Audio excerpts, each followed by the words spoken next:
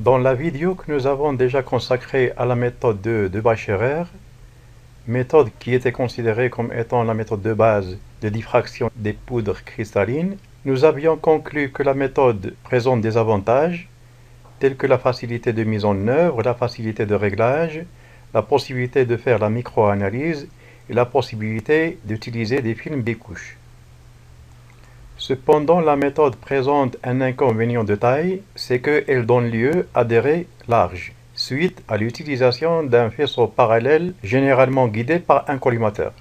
Et le fait d'avoir donc des raies larges conduit à une imprécision sur la mesure des angles de diffraction, ce qui risque d'entraver l'exploitation de ces angles. Pour contourner la largesse des raies de diffraction, deux méthodes peuvent être envisagées. La première, c'est de continuer à utiliser la chambre de Bacherer, mais en utilisant un collimateur très étroit.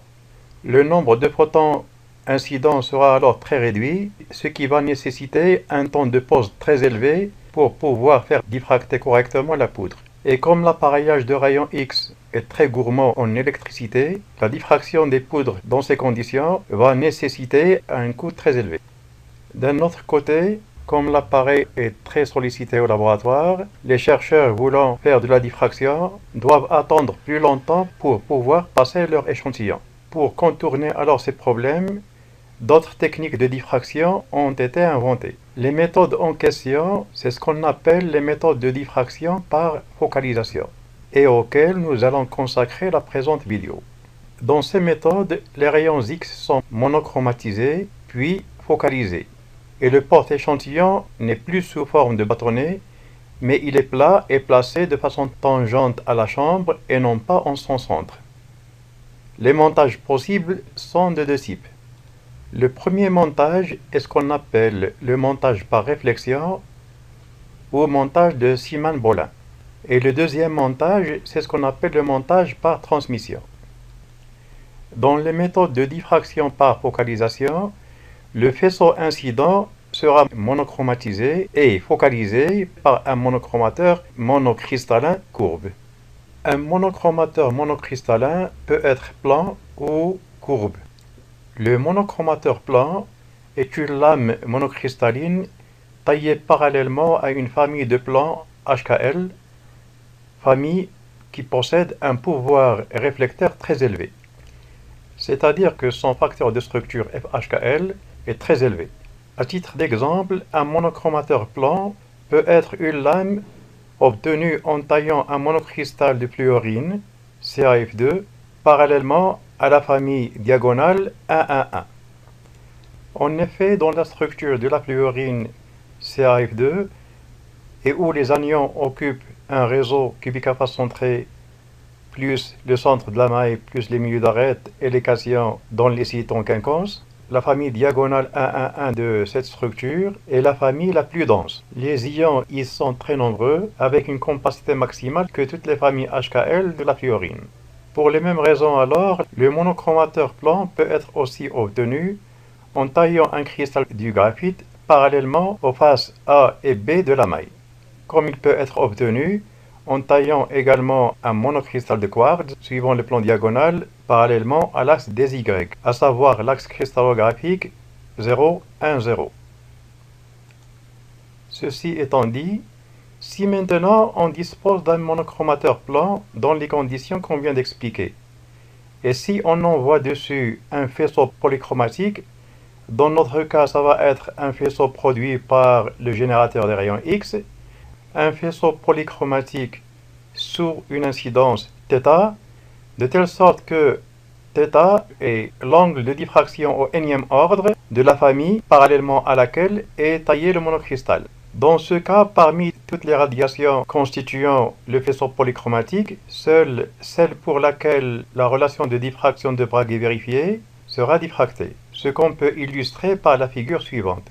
Cette figure montre un monocristal taillé parallèlement à une famille HKL d'un monocristal très diffractant, et ce monocristal blanc est irradié par un faisceau polychromatique sous une incidence θ1. Si θ1 correspond alors à l'angle de diffraction au premier ordre de la famille HKL une fois qu'elle est irradiée par la longueur lambda 1. La famille HKL, parallèlement à laquelle est taillé alors le monocristal, ne va diffracter qu'avec le rayonnement de longueur d'onde lambda 1. Et aucune diffraction n'aura lieu simultanément avec les autres longueurs d'onde, puisque la relation de diffraction de Bragg pour ces longueurs d'onde n'est pas vérifiée.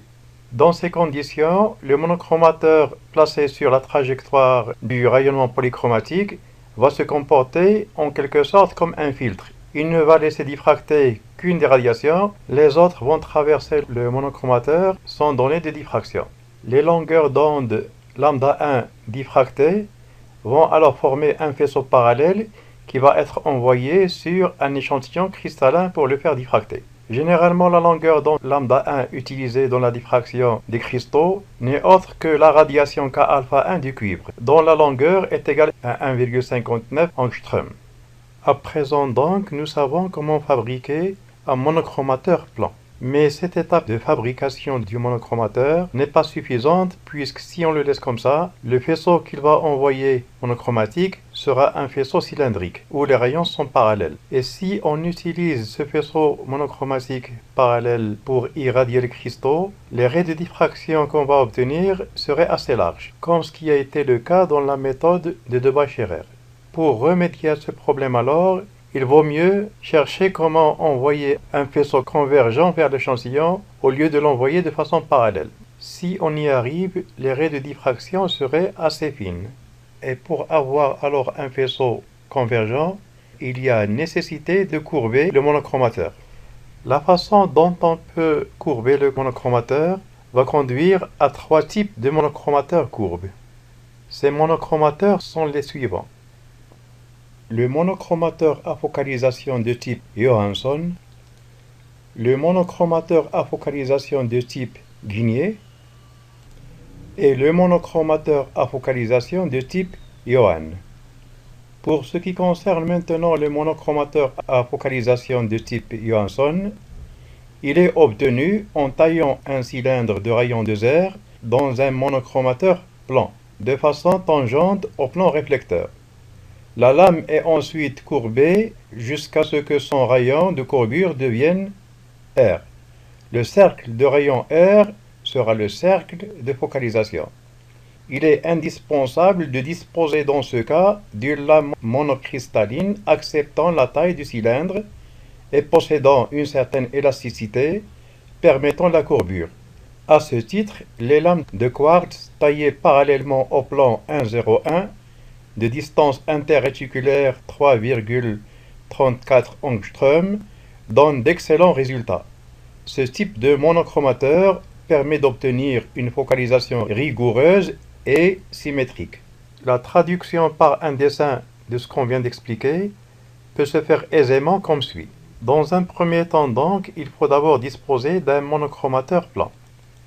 Ensuite, on va tailler un cylindre de rayon 2R dans ce monochromateur de façon tangente au plan constituant le monochromateur. Le cylindre doit avoir un rayon égal à 2R. Le monochromateur obtenu sera alors courbé de telle sorte qu'à l'intérieur ici, la courbure devient dans un cylindre de rayon R. Ce qu'on peut voir alors sur la figure de droite.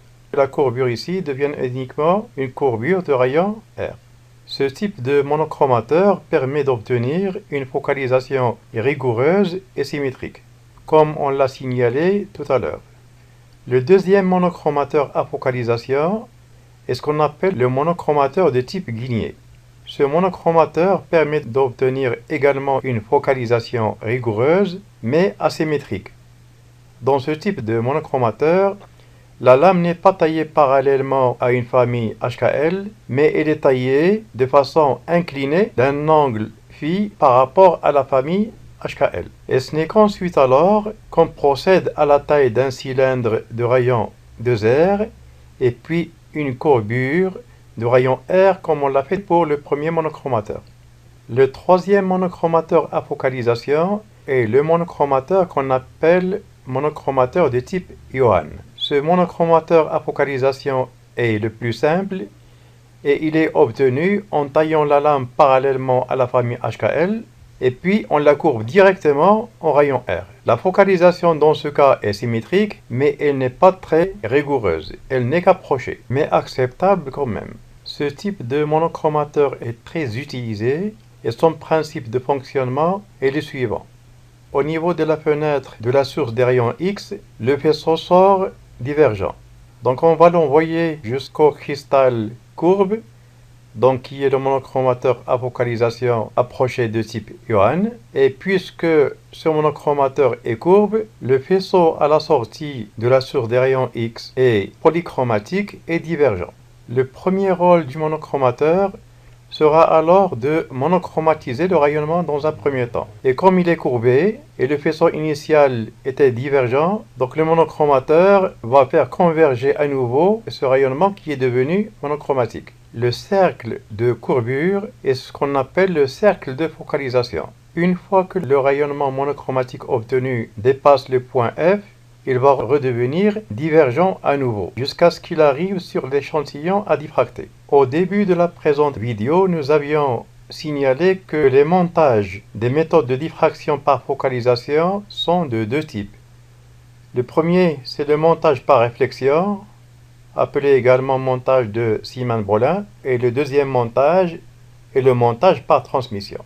Commençons alors par expliquer le principe du montage par réflexion. Dans le cas du montage de diffraction par réflexion, le porte-échantillon est une plaquette que l'on dispose sur la surface interne d'une chambre cylindrique. Le faisceau de rayons X polychromatique venant de la source est monochromatisé et focalisé par un monochromateur courbe, puis envoyé sur l'échantillon.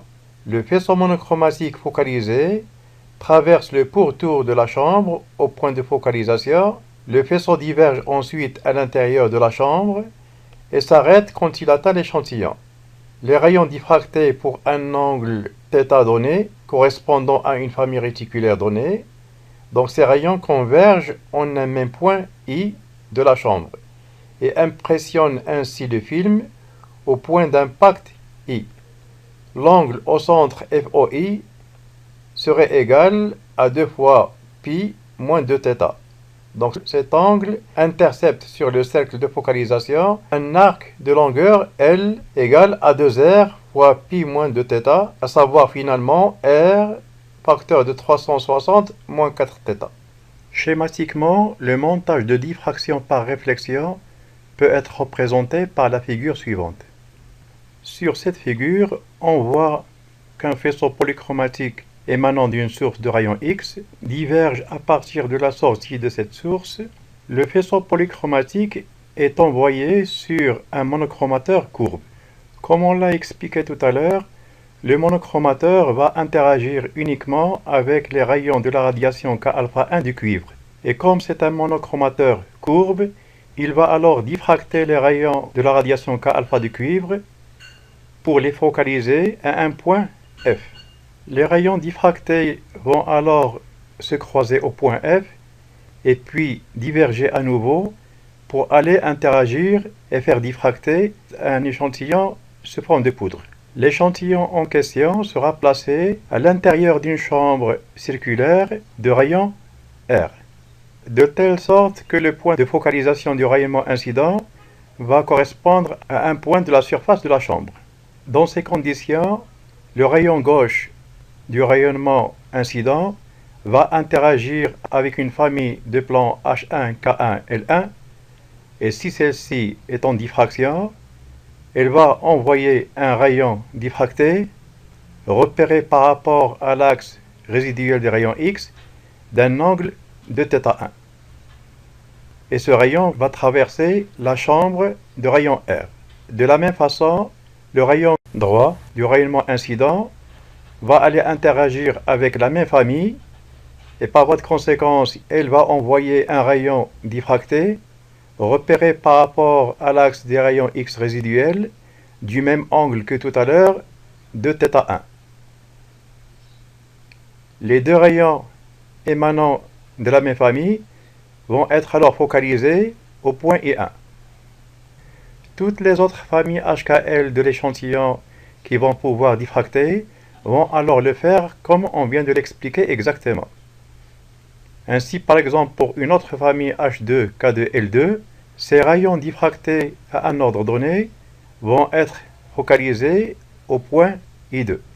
Et de façon générale, tous les rayons diffractés par les différents plans HKL contenus dans la poudre vont tous se focaliser sur le même cercle qui est donc le cercle représentant la chambre de diffraction.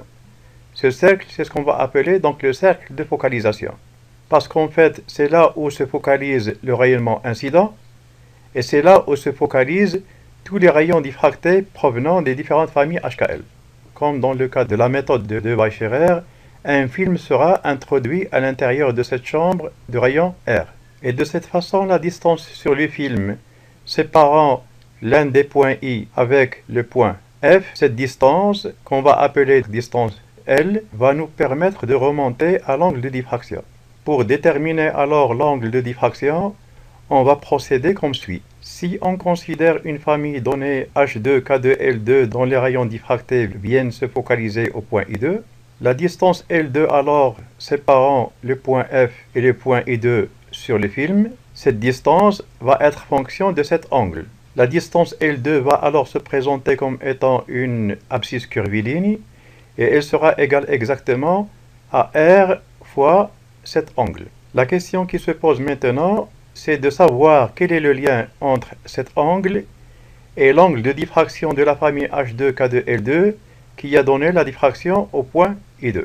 Pour répondre à cette question, remarquons que l'angle qu'on est en train de chercher s'inscrit dans le triangle isocèle FOI2. Or, l'angle FOI2 est étroitement lié à l'angle FE2I2. Cet angle est constitué par le rayon incident de gauche, FI2, et le rayon diffracté à quoi il donne naissance, qui est le côté E2I2.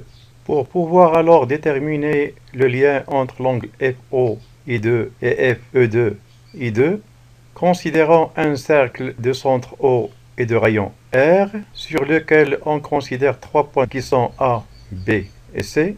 Le point A serait l'équivalent de E2, le point B serait l'équivalent de F, et le point C serait l'équivalent de I2. Le triangle FOI2 serait alors l'équivalent du triangle BOC. Et le triangle FE2I2 serait l'équivalent du triangle BAC.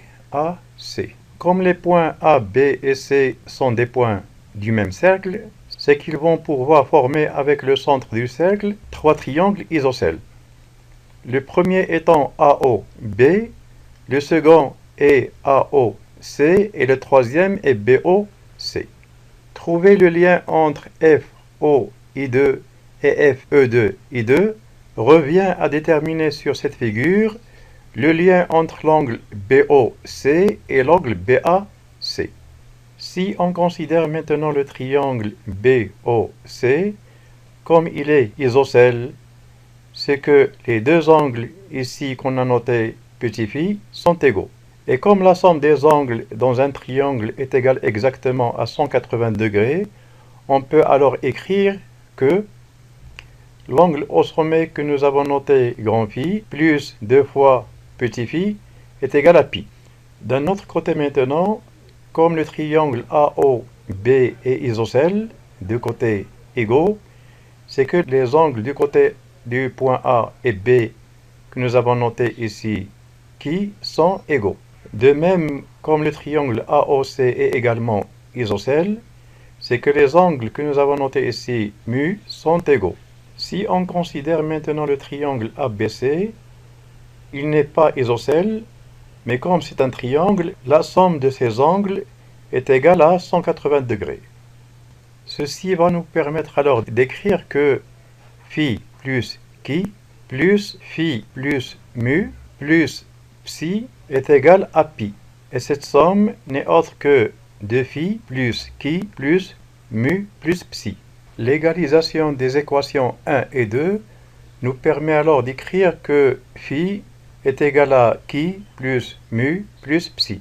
Et comme chi plus mu est égal à psi, c'est que phi est égal à psi plus psi, soit phi est égal à 2 psi. Si on applique maintenant cette égalité dans le cas de notre figure de diffraction, l'angle FOI2 sera exactement le double de l'angle FE2I2.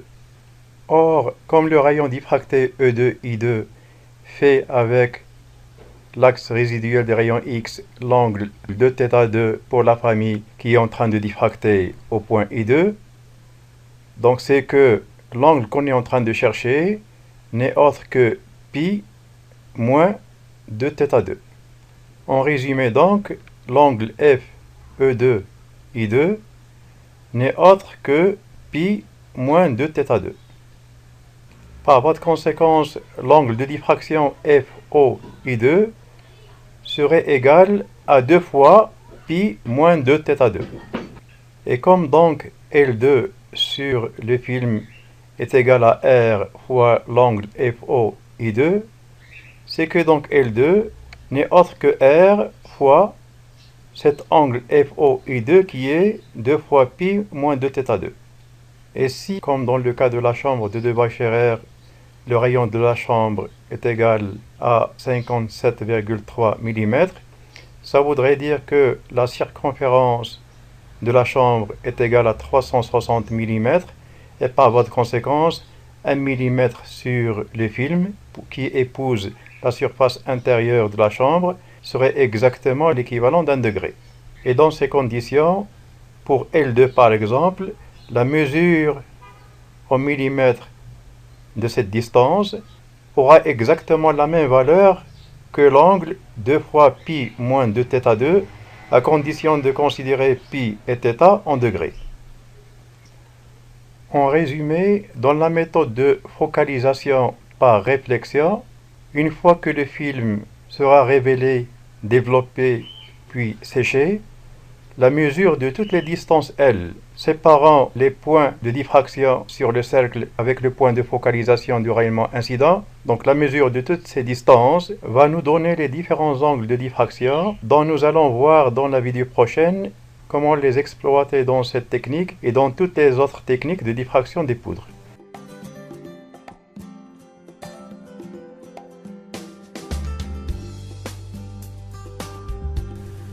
J'espère que la présente vidéo vous a bien servi et à la prochaine.